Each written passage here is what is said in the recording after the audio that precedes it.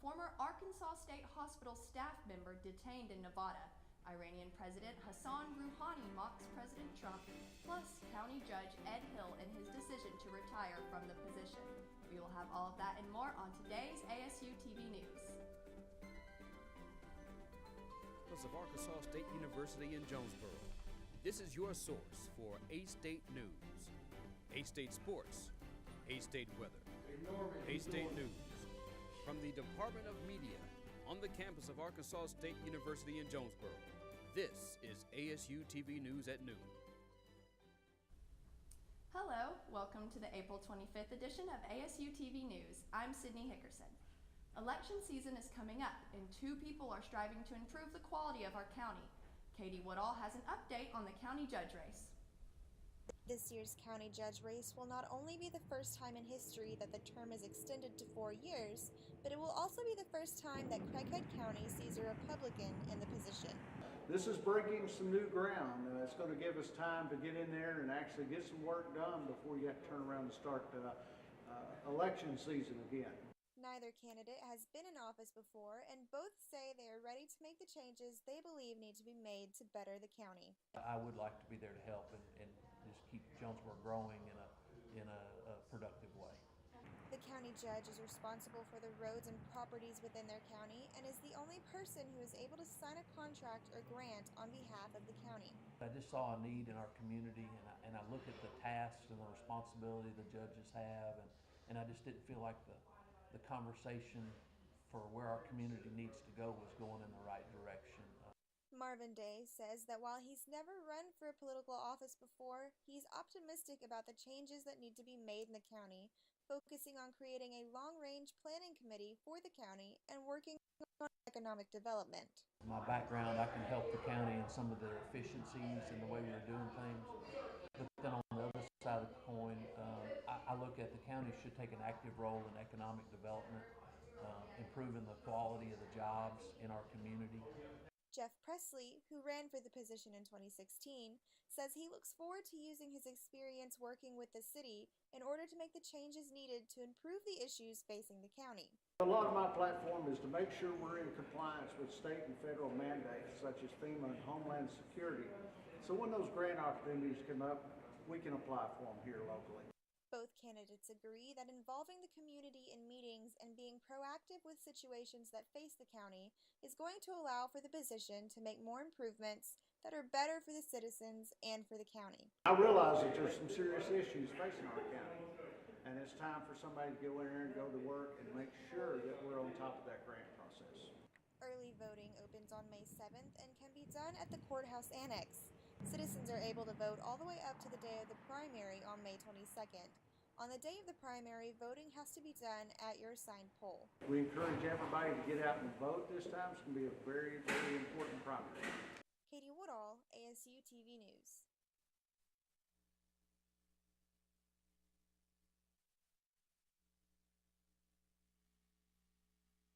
Feel about the transition of power.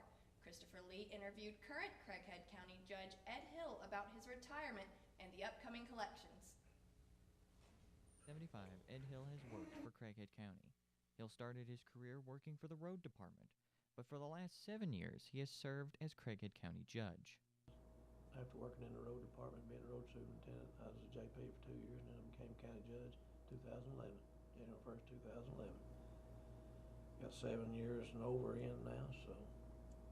And I really thought I could help the county move forward, and I think this administration's done that, and I think we're going to leave it in good hands for the next election coming up. So. Hill, 63, said he felt it was time for him to retire and let someone new take over the position of county judge. Hill commented on his retirement. It's kind of bittersweet. I'm really going to miss the job, the people, but the politics I probably won't miss. After 7 years of serving the county, Judge Hill has left a lasting impression on those he's worked with, including County Judge Assistant Tony Thomas. Brown, we're good. We're going back to 3. You know, I respected him a great deal prior to coming. Arkansas State Police say 3 people were killed in a head-on collision involving 2 tractor trailers on Interstate 40. State police say the wreck happened Tuesday afternoon near Carlisle, about 30 minutes east of Little Rock. State police say a truck driven by Jerry Stice of Westville, Oklahoma, crossed the center line and crashed into a FedEx truck driven by Jesus Escarino of Houston. State police say Stice and Escarino died in the collision along with a passenger in the FedEx truck. Mark Lynch of Magnolia, Texas. Traffic was backed up for hours yesterday as crews worked to clear the wreckage. Records show authorities discovered unknown pills, USB cables, and bottles of vaping liquid in an Arkansas State Hospital patient's room after he left the facility with a staff member. The former psychological examiner, Michelle Messer, faces a misdemeanor charge of aiding in an authorized departure and a felony charge of furnishing prohibited articles. Authorities say the 42-year-old left the facility with patient Corey Chapin on March 20th after Messer was questioned about how the patient got the contraband items. Authorities say Messer and Chapin were detained in Nevada less than a week later and taken back to Arkansas. Messer wasn't listed on the Pulaski County Jail roster as of Monday. Her relationship with Chapin is unclear. Iran is hitting back, questioning Mr. Trump's qualifications for revising the Iran deal. Iranian President Hassan Rouhani attacked Donald Trump's background, asking how a real estate developer can decide on global issues. President Trump has threatened to pull out of the agreement and restore sanctions on Iran by May 12th, unless major changes are made. The U.S. and Europe have agreed on supplemental issues like Iran's missile program and nuclear inspections. After meeting with the French President Macron, Trump suggested progress was being made. Looks like President Trump's pick to run the Veterans Affairs Department has run into some trouble getting appointed. Rear Admiral Ronnie Jackson's confirmation hearing was scheduled for Wednesday, but lawmakers announced Tuesday morning the hearings will be delayed indefinitely. Sources say lawmakers on both sides have concerns about allegations related to improper conduct against Jackson, who is Trump's personal physician. No word on what the possible issues may be. Jackson would succeed Dr. David Shulkin as head of the VA. Some were puzzled by Trump's selection, saying Jackson didn't have the management experience needed to run the second largest bureaucracy in the federal government. The White House put out a statement of support for Jackson just Tuesday morning. Well, it's nice and sunny out there today. Christopher Lee is out there to tell us all about it. Christopher? Thanks, everyone. It is a beautiful day out today, or should I say it's beautiful for now. We'll be dealing with some weather later on in the evening, but let's get to our current conditions. It is currently 69 degrees outside, and it feels like 69.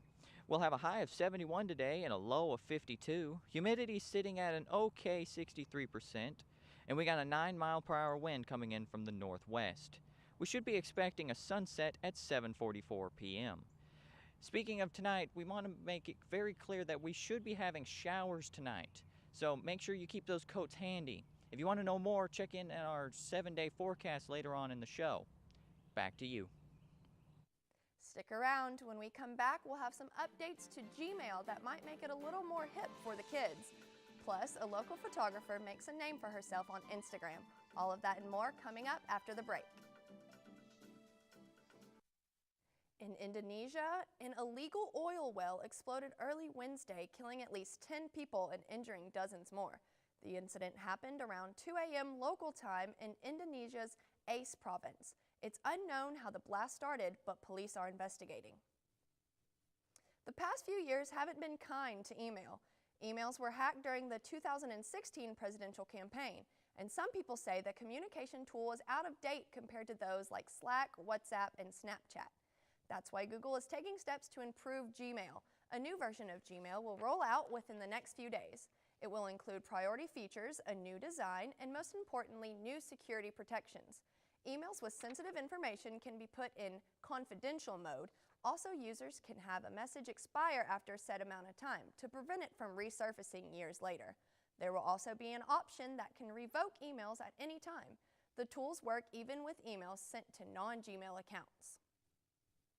Well, with the rise of Instagram, it's easier than ever for artists to showcase their work. And one local teenager who has been taking advantage of the platform is seeing a lot of success. I sat down and talked with Hannah Hall about her rise to Instagram popularity. In a world where everybody has a camera Anybody can take a picture. I've had a camera in my hand for as long as I can remember. But not everybody knows exactly how to make art with those pictures. But that's exactly what Hannah Hall has been trying and succeeding at. But I usually do 2 or 3 photo shoots a day, and then I spend 6 to 8 hours a day editing on Lightroom, and it's a lot of fun, honestly. Like, I really enjoy it. She says things started small with an Instagram page and just grew from there. Slowly, people started reaching out and asking if I did paid work, and I was like, okay, like, if people think I'm good enough to do this professionally, like, I should pursue it. And Hannah has done it all. It can definitely get crazy because I've done everything from, like, photographing eco-friendly water sealants to, you know, models' portfolio shoots to first birthday parties, and it's, you know, and anything in between. Now, Hannah let me in on one of her house shoots today, and as you can see, her technique allows her to share a few laughs with her client, but mostly she keeps it professional, and those results speak for themselves. I have models that I did portfolio work a year ago for, and they're living in New York now. And then I've had people from Texas come in for me to do their senior photos. I've got a family coming in from Tulsa, Oklahoma. And with a resume like that, one might think Hannah is a seasoned photography veteran. And she is. But here's the catch. I'm 17. But Hannah says in the photography community, people don't see her age. They see her art. Them actually taking me seriously as a professional has made me take myself more seriously, I would say, in just like actually pushing myself to make something like greater than I am, you know? Having accomplished so much at such a young age, I asked Hannah what advice she might give to other young, aspiring photographers. I would say just try a little bit of everything and figure out what you're passionate about and pursue that. Having graduated early, Hannah is taking some time off to really work on her photography, but she plans on going to art school and becoming a director. Seth Cleveland, ASU-TV News. It just feels so much warmer today, and I hope the weather will stay like this for the rest of the week. But what do you think, Chris? Well, if you're hoping for warm weather, I've got good news. But if you're hoping for it to stay dry, that's where the bad news comes in. When we come back, we'll have our 7-day forecast after the break.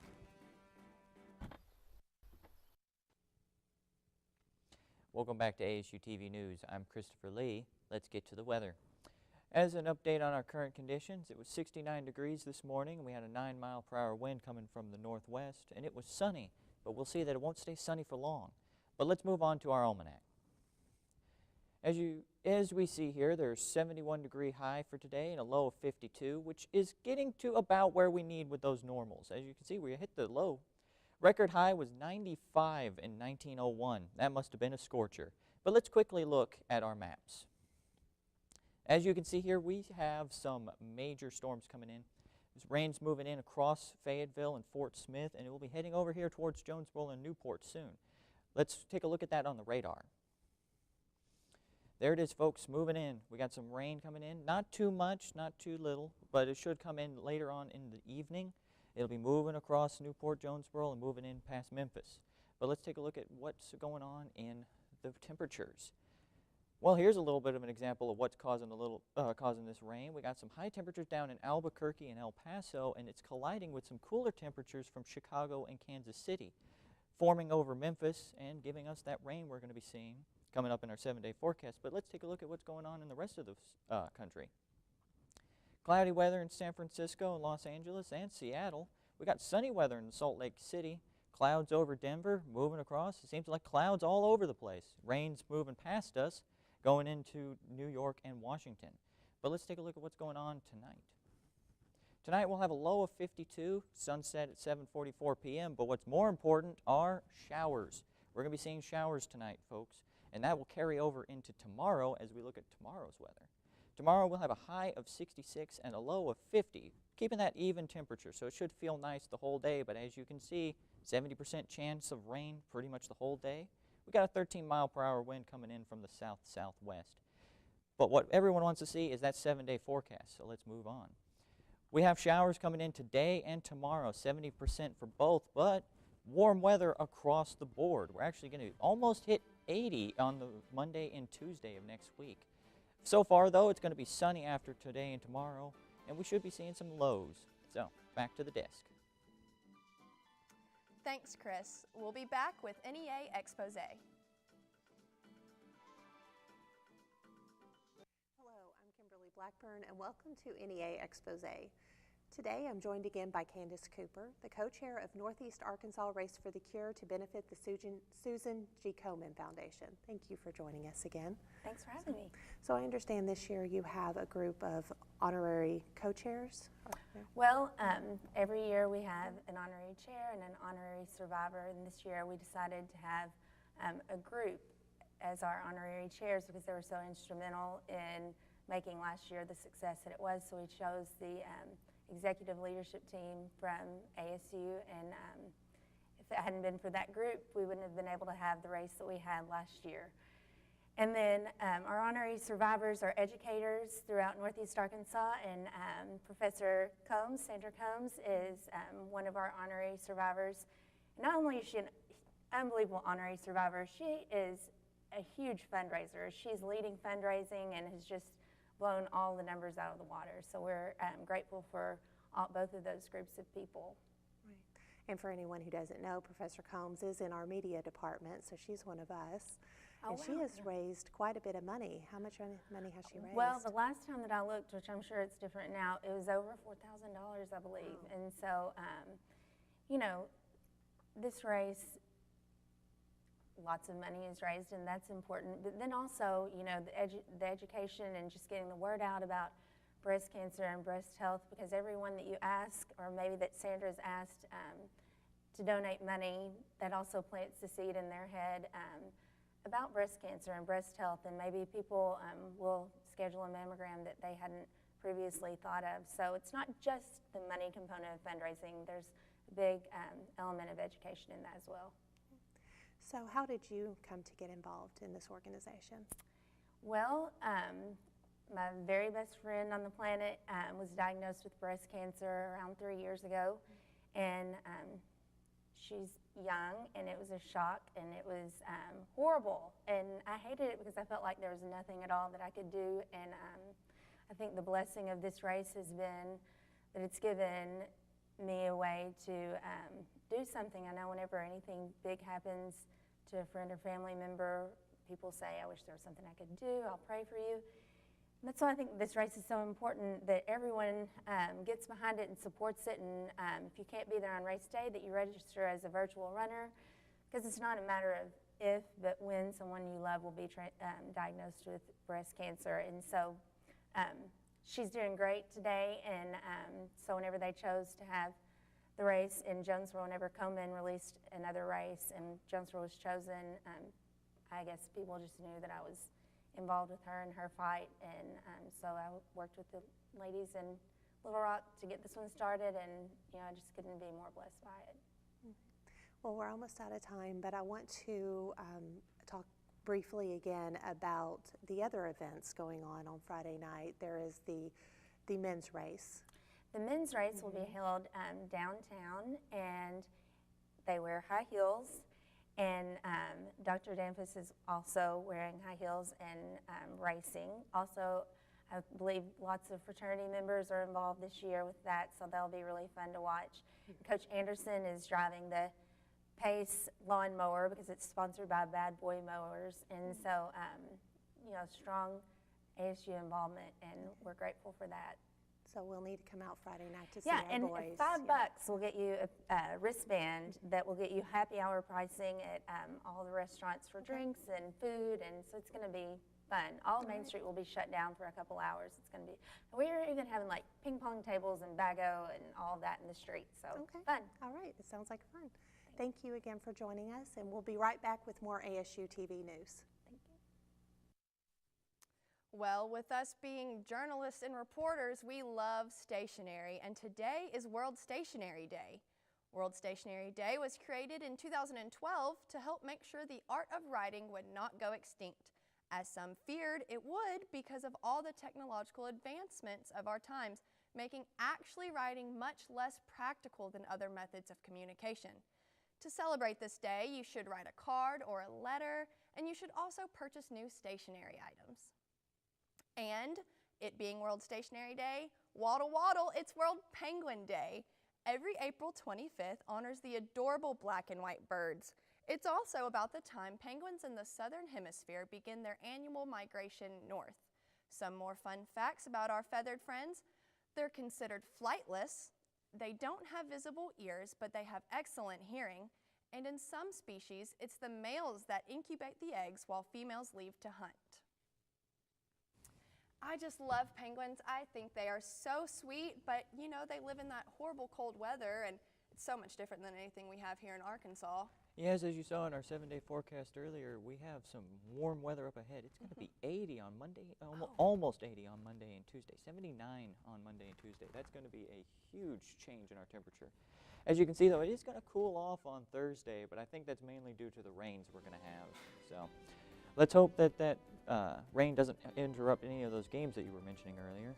Oh yes, there's a baseball game today, and hopefully it doesn't rain too much today during the baseball game, because they already had to reschedule it from Tuesday to today, so hopefully that doesn't get rained out. Yeah, I know. It's one of those things, as I was doing my current conditions, I just got done saying, hey, it's really sunny outside, and I looked over and there was a cloud bank the size of Mount Everest moving in. Exactly. So. It's been a lot like that lately. You know how they say about Arkansas weather, if you don't like it, it'll just wait 5 minutes. So. Exactly. Well, that's all we have for today's show. Be sure to find us on Facebook and Twitter at ASU-TV News to keep up with the latest. I'm Sydney Hickerson. As always, thanks for watching. Have a great day.